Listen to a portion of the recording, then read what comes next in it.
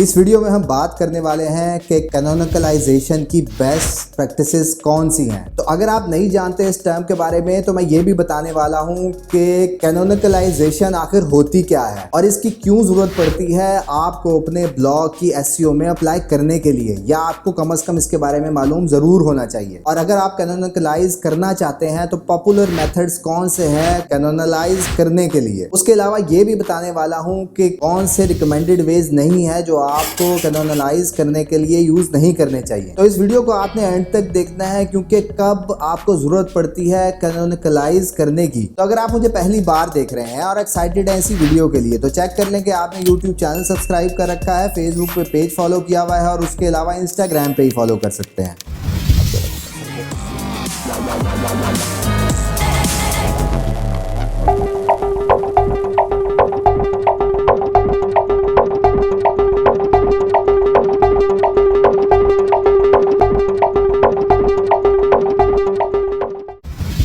जी हाँ, मैं हूं Aswar, digital marketer, project consultant and a commercial blogger. आज की वीडियो को स्टार्ट करने से पहले आप ये जरूर चेक कर लें कि आपने इस वीडियो को लाइक किया हुआ है, क्योंकि सिर्फ आपका एक क्लिक मेरी मोटिवेशन मेरी अपकमिंग वीडियोस के लिए बूस्ट कर देता है। तो बेसिकली कैनोनिकल टैग आखिर होता क्या है और क्यों जरूरत पड़ती है और किन केसेस में इसको यूज करना चाहिए, रिकमेंडेड वेज क्या है इसको फिक्स करने के लिए। तो rel is equal to canonical tag इस शक्ल में आपको नजर आता है जिस भी जगह अगर आप कैनोनिकल टैग यूज करने वाले हो। तो सबसे पहले बात कर लेते हैं कि आखिर कैनोनिकल टैग्स होता क्या है। बेसिकली इसकी एग्जिस्टेंस तो गूगल में काफी टाइम से है, 2009 से ऑन एंड ऑफ इसको सपोर्ट करता रहता है। इन शॉर्ट अगर वन लाइन में मैं आपको कैनोनिकल टैग्स की डेफिनेशन समझाऊं तो उसका मतलब यह है कि जब आपका एक ही कंटेंट मल्टीपल यूआरएल्स पे प्लेस हुआ होता है और जिससे गूगल कंफ्यूज होता है कि कौन से कीवर्ड के ऊपर कौन सा यूआरएल रैंक कराना है। ये एक आइडियल एग्जांपल है कैनोनिकल टैग प्लेस करने के लिए। इसका मतलब ये नहीं है कि वो कंटेंट जब तक डुप्लीकेट नहीं होगा तब तक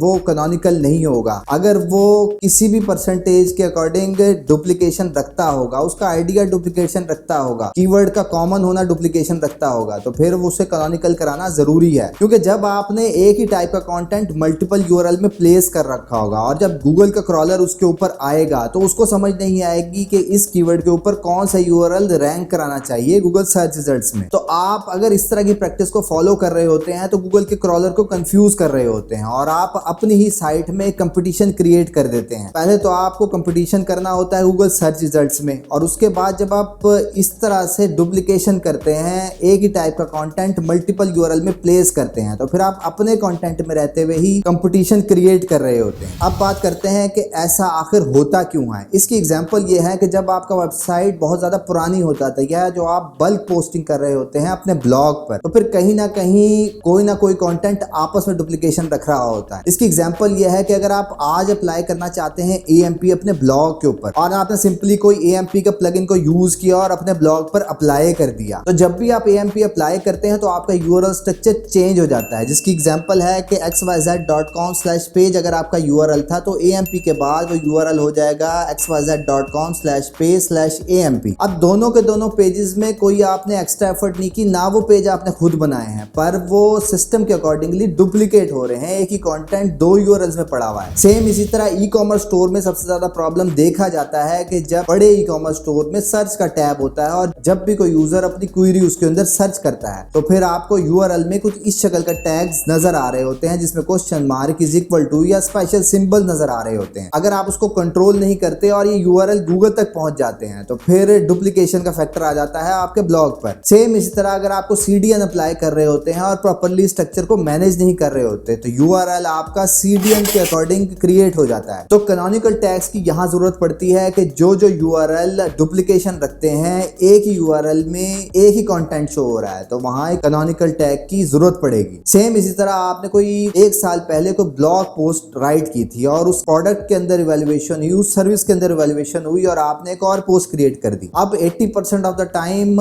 दोनों का कंटेंट सेम आइडिया ही प्रेजेंट कर रहा होता है, पर दोनों दोनों की सिमिलरिटी का आइडिया और सर्च इंटेंट भी 90% तक हो जाता है, तो फिर कैनोनिकल टैग की जरूरत पड़ेगी। इसका सबसे बड़ा नुकसान ये होता है कि आपने दो यूआरएल बना रखे हैं और दोनों में बहुत ज्यादा सिमिलरिटी है, तो फिर आपका एक यूआरएल रैंक होगा और दूसरा नहीं होगा। और जब एक यूआरएल रैंक होगा और दूसरा नहीं होगा, उसकी वजह को सिमिलर टाइप का कंटेंट हो सकता है, कंटेंट की डुप्लीकेशन हो सकता है, या आपने सिमिलर कोई भी पर्पस था जिसकी वजह से आपने वो न्यू यूआरएल बनाया है, तो फिर आपने जस्टिफाई करना है कैनोनिकल टैग्स के थ्रू गूगल को, जो कि मैं आगे इस वीडियो में बहुत डिटेल से समझाने वाला हूं एग्जांपल्स के साथ। तो चाहे आप 2 पेजेस बना रखे हैं, 5 पेजेस आपस में मैच हो रहे हैं, तो फिर गूगल को बताना है कि इन 4 को फॉलो नहीं करना और सिर्फ इस एक को फोकस रखना है उस स्पेसिफिक कीवर्ड पे। अब चलते हैं एग्जांपल की तरफ कि कितनी टाइप की एग्जांपल हो सकती हैं जो कि फॉल हो सकती हैं, जिसके लिए आपको कैनोनिकल टैग्स को यूज करना जरूरी है। लेट्स सपोज आपका यूआरएल है xyz.com/a। अब ये आपका मेन यूआरएल है जिसके ऊपर आपने अपनी majority of the information provide कर रखी है इस पेज ए में, और इसका एक और वर्जन आपने बना दिया जिसका नाम है xyz.com/b। अब उसमें थोड़ी बहुत इंफॉर्मेशन चेंज हो सकती है, स्ट्रक्चर चेंज हो सकता है, पर majority of the idea page A से रिलेटेड ही है। उसके बाद एक और पेज क्रिएट हो गया जिसका नाम है xyz.com/c?ref=facebook। जब भी आप फेसबुक पे अपना लिंक शेयर करते हैं तो ऑटोमेटिकली उसका स्ट्रक्चर फेसबुक कुछ इस तरह से बना देता है, और जब आप किसी बड़े पेज पे शेयर करते हैं, उसके ऊपर रीशेयर मिलते हैं, उसको लोग बैकलिंक देना शुरू हो जाते हैं, तो फिर गूगल तक वो यूआरएल पहुंच जाता है। बेसिकली ये यूआरएल पैरामीटर्स आपके हाथ में नहीं होते, ऑटो जनरेटेड किसी वजह से हो सकते हैं, जिस तरह आपको फेसबुक की एग्जांपल दी है। उसके बाद थर्ड एग्जांपल है कि xyz.com/dprint.html का पेज बन गया है। अब जिस तरह पेजेस में लोग कोई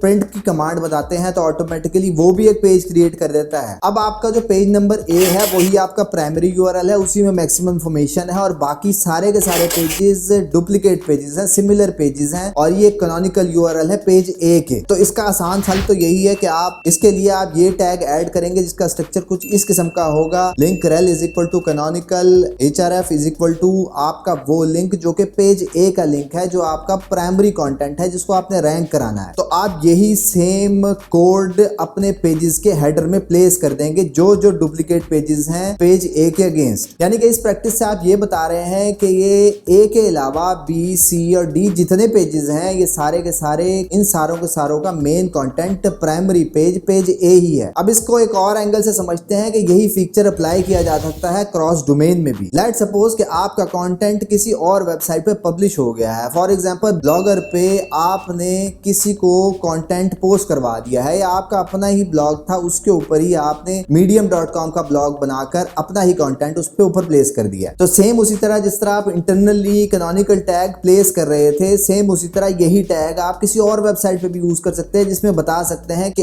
इस कंटेंट का इंफॉर्मेशन का primary source of content page A ही है, और वही कोड सेम उसी तरह का यही कोड आप प्लेस करेंगे किसी और डोमेन पर भी। अब बात करते हैं कि 4 ऐसे कौन से वेज है जिसको यूज करते हुए आपने कैनोनिकलाइजेशन करनी होती है। सबसे पहला है कि rel टैग को यूज करना, जो कि rel =canonical टैग की शक्ल में आपको नजर आ रहा होता है। जिस तरह मैंने आपको बताया कि आप हेडर में ही प्लेस कर सकते हैं, और उसका ही आसान मेथड ये है कि अगर आप यूज कर रहे हैं तो फिर आपको स्पेसिफिक पोस्ट जो आप राइट कर रहे हैं उसके एडवांस सेक्शन में कैनोनिकल यूआरएल की ऑप्शन नजर आ रही होती है, जिसमें आप अपना वही यूआरएल प्लेस करेंगे जो कि प्राइमरी कंटेंट है उस कंटेंट से रिलेटेड। नंबर 2 पे आता है 301 रीडायरेक्ट। ये उस केस में आपने यूज करना है कि जिसमें आपको गलती से पेज क्रिएट हो गया है, कोई क्लॉकिंग करते हुए, कोई रीडायरेक्शन चेन क्रिएट करते हुए वो यूआरएल क्रिएट हो गया है, तो फिर आप किसी भी प्लगइन को यूज करते हुए 301 रीडायरेक्ट लगा देंगे उसी के प्राइमरी पेज पर। अब अगर वो पेज किसी भी कंटेंट से रिलेटेड नहीं था तो फिर आप उसको होम पेज पे रीडायरेक्ट लगा सकते हैं। नंबर 3 पे आता है पैसिव पैरामीटर्स, जिसके लिए टूल यूज किया जाता है Google search console. Google search console के अंदर ही पैरामीटर्स क्रिएट करने का ऑप्शन है। लेट्स सपोज के बहुत बड़ा ई-कॉमर्स स्टोर है या बहुत बड़ी वेबसाइट है, और उसमें आप जब भी कोई चेंजेस करते हैं या कोई बल्क एक्शन होता है तो स्पेशल कैरेक्टर्स की शक्ल में उसके यूआरएल्स क्रिएट होना शुरू हो जाते हैं, जिसकी एग्जांपल है कि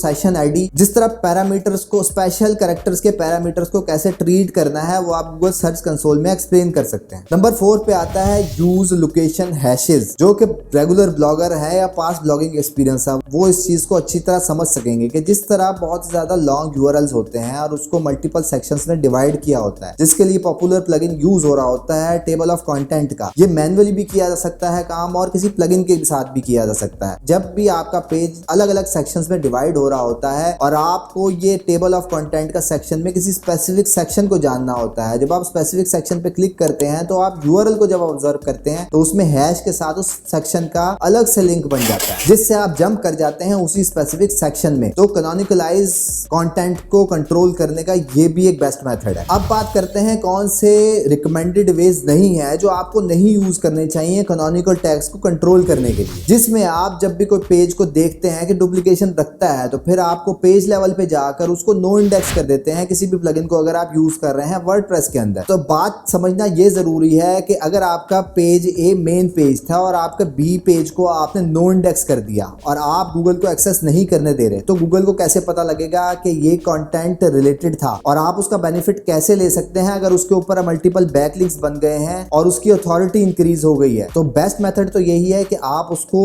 इन 4 मेथड से जो आपको ऑलरेडी एक्सप्लेन किए हैं उससे उसी तरह ट्रीट करके रीडायरेक्शन लगाएं या फिर कैनोनिकल टैग्स प्लेस करें। इससे आप मल्टीपल पेजेस का लिंक जो जाया कर रहे होते हैं और आपके पेज को गूगल इंडेक्स नहीं कर रहा होता, और अगर उसमें पावर होती है तो फिर आप उसको रिस्ट्रिक्ट करके उसकी फोर्सेस को रिस्ट्रिक्ट कर देते हैं, जिसकी वजह से जो पावर आपको फ्यूचर में मिलनी थी वो भी आपने डिस्कनेक्ट कर दी। दूसरा मेथड जो कि रिकमेंडेड नहीं है कि आप एक रूल क्रिएट कर देते हैं प्लगइन्स के थ्रू या स्टैटिक वेबसाइट में किसी भी तरह को स्पेशल कैरेक्टर्स को कंट्रोल करने के लिए आप उसे रिस्ट्रिक्ट कर देते हैं बॉट्स के अंदर। तो फिर ये भी उसी तरह काम करेगी कि अगर उसको किसी भी तरह से कोई बेनिफिट उस पेजेस को मिल रहा था तो फिर आपने उसको नो इंडेक्स करके उसका बेनिफिट रिस्ट्रिक्ट कर दिया। तो बेस्ट एग्जांपल पिछले केस की तरह यही होगी कि आप उसको कैनोनिकल टैग्स से आइडेंटिफाई करें कि ये कैनोनिकल यूआरएल है पेज ए का। तीसरा फैक्टर जो कि आपने अवॉइड करना है, आपने 302, 307 या 30x जितने भी इस टाइप के रीडायरेक्ट्स होते हैं उसको यूज नहीं करना है। वैसे तो गूगल कहता है कि मैं 302 को भी 301 रीडायरेक्ट ही कंसीडर करूंगा। तो अगर आपने रीडायरेक्ट करना है तो फिर उसको कॉम्प्लेक्स ना करें और रीडायरेक्ट 301 को ही यूज करते हुए करें। नंबर 4 पे आता है नॉन रिकमेंडेड वे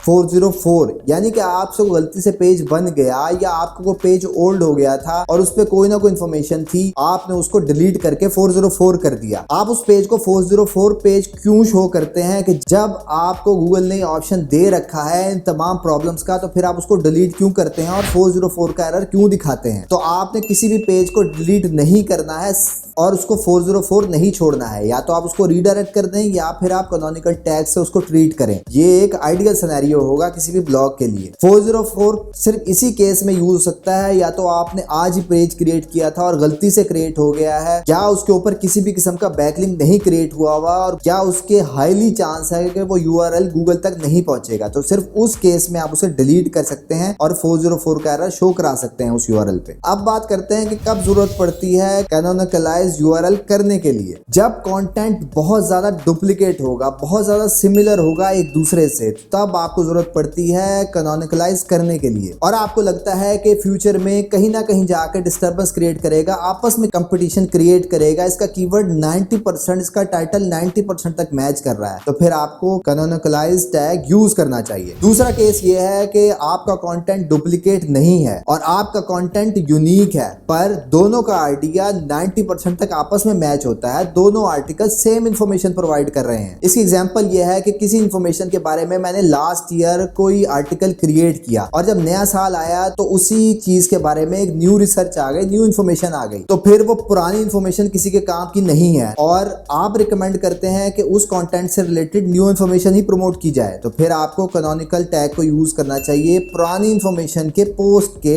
आर्टिकल में, जो कि कोई मेजर आइडिया चेंज हो सकता है, कोई स्लाइटली वेरिएशन भी हो सकती है, तो आपने उसको इसी तरह ट्रीट करना है। अगर आपके कंटेंट में बहुत ज्यादा वैल्यूएशन हो गई है और आपको एक नया कंटेंट बनाना बहुत ज्यादा जरूरी है और आपका नया कंटेंट बनाना ही जरूरी है और आप पुराने कंटेंट में फर्दर टेक्स्ट ऐड करने से आपका काम नहीं चलेगा, तो फिर आपको न्यू यूआरएल जो बना रहे हैं उसको ओल्ड से रीडायरेक्ट कराना है। और लास्ट केस ये हो सकता है कि आपने जो प्रोडक्ट क्रिएट की थी, आपने जो इवेंट क्रिएट किया था, वो एक्सपायर हो गया है, उसकी एग्जिस्टेंस खत्म हो गई है और फ्यूचर में कभी भी उसकी जरूरत नहीं पड़ने वाली है, तो फिर सिर्फ उस केस में आप उसके ऊपर 301 रीडायरेक्ट लगाएंगे। 301 रीडायरेक्ट में जब आप क्रिएट करते हैं, जो ओल्ड यूआरएल होता है, जब गूगल उसके क्रॉलर उसको विजिट करता है और देखता है कि ये ये कंटेंट पहले कंटेंट से ज्यादा रेलिवेंसी रखता है और आपने भी कैनोनिकलाइज कर रखा है, तो फिर आपको रिजल्ट उसी तरह से गूगल पास ऑन कर देता है आपके नए आर्टिकल पे, क्योंकि वो नई इंफॉर्मेशन होती है उसी कंटेंट से रिलेटेड, इवेंट से रिलेटेड, प्रोडक्ट से रिलेटेड। तो अगर ये तमाम बातें आपको अच्छी तरह समझ आ चुकी हैं तो फिर आप कमेंट में आई विल ट्राई इट लिखना मत भूलिएगा। उसके अलावा अगर तमाम वीडियो से रिलेटेड किसी भी किस्म का कंफ्यूजन है तो फिर आप कमेंट में अपना क्वेश्चन जरूर प्लेस करें, मैं डिटेल रिप्लाई देने की कोशिश करूंगा। उसके अलावा अपने दोस्तों को टैग जरूर करें जो कि एसईओ से रिलेटेड हैं और अपनी इंफॉर्मेशन अपग्रेड करना चाहते हैं। जाने से पहले ये जरूर चेक कर लें कि आपने यूट्यूब चैनल सब्सक्राइब कर रखा है, फेसबुक पे पेज फॉलो किया हुआ है और उसके अलावा इंस्टाग्राम पे ही फॉलो कर सकते हैं। That's all for today. Thank you very much. Have a good and safe day.